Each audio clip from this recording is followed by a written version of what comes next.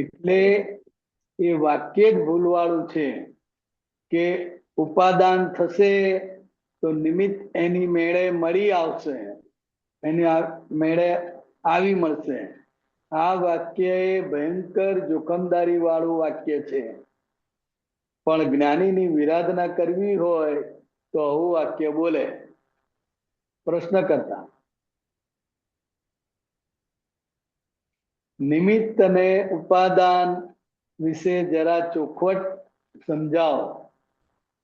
જો ઉપાદાન તૈયાર હોય તો નિમિત્ત એની મેળે મળી જાય, અને નિમિત્ત જો મળ્યા કરે પણ ઉપાદાન જો તૈયાર ના હોય તો પછી નિમિત્ત શું કરે?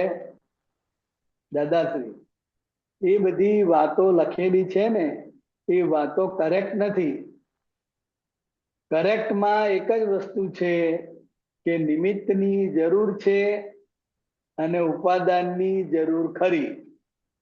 પણ ઉપાદાન ઓછું હોય પણ નિમિત્ત મળે અને ઉપાદાન ઊંચું થઈ જાય.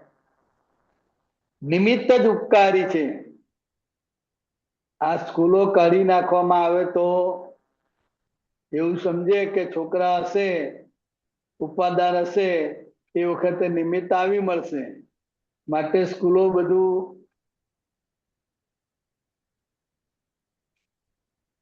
કાઢી નાખવામાં આવે તો કે કાઢી નાખવામાં આવે તો પ્રશ્ન કરતા એ તો ના ચાલે. પણ એ અધૂરી વાત થઈ આખી. દાદાશ્રી, ના, વ્યવહારમાં એ વાતને અમાય એવી જ વાત ને, અમાય નિમિત્તની પહેલી જરૂર. અહીં સ્કૂલો કાઢી નાખવામાં આવે, ચોપડીઓ કાઢી નાખવામાં આવે તો કશું કોઈ માણસ ભણે નહીં, ગણે નહીં. નિમિત્ત હોય તો આપણું આગળ કામ ચાલે, નહીં તો કામ ચાલે નહીં. અહીં સ્કૂલ કાઢી નાખીએ, ચોપડીઓ કાઢી નાખીએ તો માણસો કેવા થઈ જાય? તો નિમિત્તમાં શું શું છે? પુસ્તકો નિમિત્ત છે, મંદિરો નિમિત્ત છે, દેરાસર નિમિત્ત છે, જ્ઞાની પુરુષ નિમિત્ત છે. હવે આ બધા પુસ્તકો દેરાસરો ના હોય તો આ ઉપાદાનનું શું થાય? એટલે નિમિત્ત હોય તો જ કામ થાય, નહીં તો કામ થાય નહીં. 24 તીર્થંકરોએ એ જ કર્યું કે નિમિત્તને ભજો. ઉપાદાન ઓછું હશે તો નિમિત્ત મળશે તો ઉપાદાન એનું જાગૃત થઈ જશે. છતાં ઉપાદાનનું એટલા માટે કહેવા માંગે છે કે જો તને નિમિત્ત મળ્યા પછી પણ ઉપાદાન તું અજાગ્રત રાખીશ, જો તું ઉપાદાન જાગૃત નહીં રાખે અને તું જોકું ખાઈશ તો તારું કામ નહીં થાય અને તને મળેલું નિમિત્ત નકામું જશે. તો કાળજી રાખજે, એવું કહેવા માંગે છે.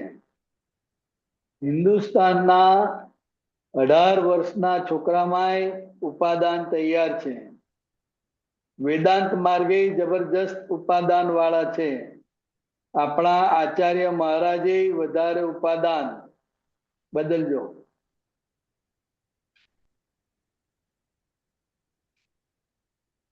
તૈયાર વાળા છે. પણ નિમિત્ત ના મળે તો શું કરવાનું? ઉપાદાન કોનું સાચું કોનું કાચું છે? ફક્ત જે આખો દિવસ મજૂરી કરીને ખાય છે, જેને વિચારવાનો અવસર જ નથી આવતો, એ લોકોનું ઉપાદાન કાચું છે. અને ફોરેનના લોકોનું ઉપાદાન જ જાગૃત નથી થયેલું. એમને ઉપાદાન જેવી વસ્તુ જ નથી હોતી. જ્યાં સુધી પુનર્જન્મ માને નહીં, રીબર્થને માને નહીં, ત્યાં સુધી ઉપાદાન જેવી વસ્તુ જ નથી હોતી. ઉપાદાન એટલે શું? કે ઘી મૂકવું, દિવેટો મૂકવી, બધું તૈયાર રાખે આખું. એવું તૈયાર તો અનંત અવતારથી આ લોકોએ રાખેલું છે, પણ ફક્ત દીવો પેટાવનારો નથી મળ્યો. ઘી દિવેટો બધું તૈયાર છે, પણ પેટાવનાર જોઈએ. એટલે મોક્ષ લઈ જનારા નિમિત્તના શાસ્ત્રો નથી મળ્યા. મોક્ષે લઈ જનારા નિમિત્ત એવા જ્ઞાની પુરુષ નથી મળ્યા.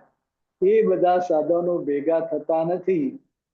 એ નિમિત્ત જેને કહેવામાં આવે છે, એના વગર તો ભટક ભટક કરે છે.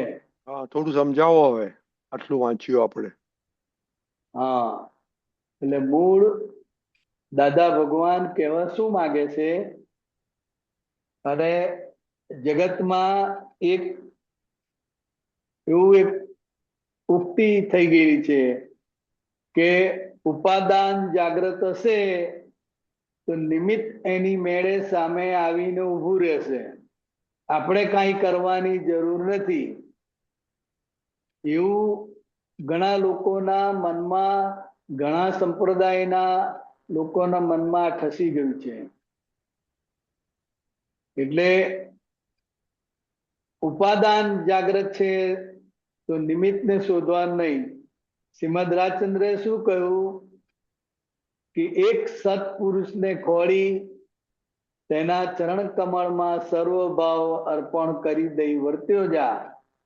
પછી જો મોક્ષ ના મળે તો મારી પાસેથી લેજો. એટલે એમણે સત્પુરુષને ખોળવાની વાત કરી. જ્યારે લોકો એવું માની બેઠા છે કે આપણે સત્પુરુષને ખોળવાના નથી, આપણું ઉપાદાન જાગ્રત થશે, આપણી લાયકાત જાગ્રત થશે તો એની મેળે સામેથી નિમિત્ત મળશે. એટલે જગતના લોકોએ ઉપાદાનને મુખ્ય માન્યું અને નિમિત્તને ગૌણ માન્યું. જે દાદા ભગવાન શું કહે છે કે નિમિત્ત એ મુખ્ય વસ્તુ છે. ઉપાદાન થોડું કાચું પાકું હશે તો નિમિત્ત પ્રોપર હશે તો એ ઉપાદાન પણ જાગૃત કરી આપશે. એટલે નિમિત્તની બહુ કિંમત છે. બંને જરૂરી છે. નિમિત્ત અને ઉપાદાન બંને જરૂરી છે. દાખલા તરીકે સ્ત્રી અને પુરુષ, સ્ત્રીને આપણે ઉપાદાન કહીએ, પુરુષને નિમિત્ત કહીએ. એટલે કે યુવતી હોય, બાળકને જન્મ આપવાનું તૈયારી થઈ ગયેલી હોય, એ લાયકાત ધરાવતી હોય, પુખ્ત વયની થઈ એટલે એ બાળકને જન્મ આપવા માટે તૈયાર છે. એટલે ઉપાદાન જાગ્રત છે.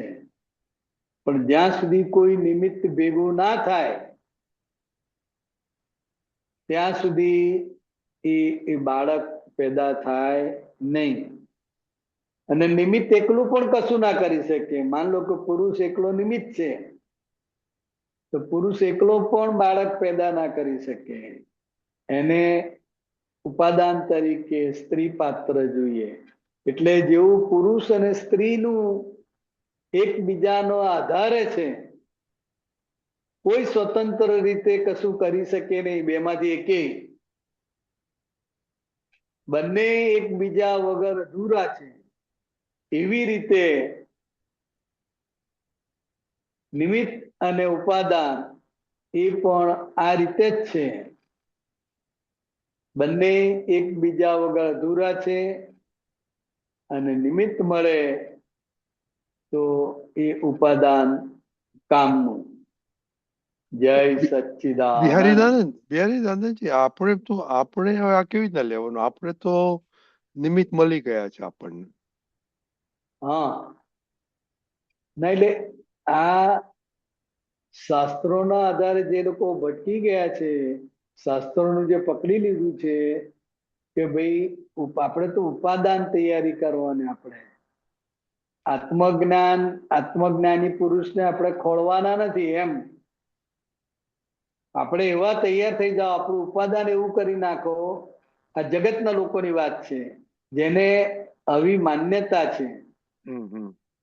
કેટલાય ધર્મોમાં માન્યતા પ્રવર્તે છે કે આપણે સત્પુરુષને ખોળવાના નથી, આત્મજ્ઞાની પુરુષને ખોળવાના નથી.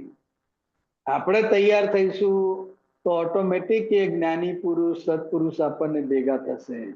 એટલે આને કારણે અટકી ગયેલા છે. હમ. આપણને તો આ પ્રાપ્ત થઈ ગયું છે. રાઈટ.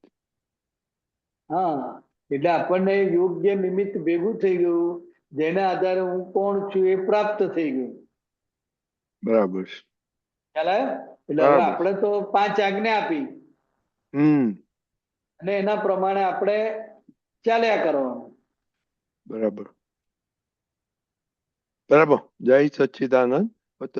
જય ત્રિમંત્ર બોલાવો. સચ્ચિદાનંદ. આરતીબેન, નરેન્દ્રભાઈ ફોલો કરજો પ્લીઝ. નમો વિતરાગાય, નમો વિતરાગાય, નમો અરિહંતાણમ, નમો નમો અરિહંતાણમ, નમો સિદ્ધાણમ, નમો નમો સિદ્ધાણમ, સિદ્ધાણમ, નમો આયરિયાણમ, નમો નમો આયરિયાણમ, નમો વજ્જાયાણમ, નમો નમો વજ્જાયાણમ, નમો લોય સવ્વ સાહુણમ, નમો નમો લોએ લોએ સવ સવ સાહુણમ, શાહુણમ ऐसो पंचन मुक्कारो, ऐસો પંચ નમોકારો નમુકારો, सव्वपावपणासणो, સૌપાવપણાસણો,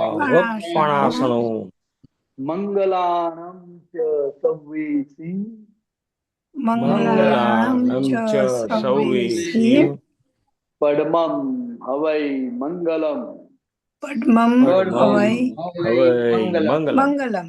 ओम नमो भगवती वासुदेवाय, ઓમ નમો નમો ભગવતે વાસુદેવાય, વાસુદેવાય. ओम नमः शिवाय, ઓમ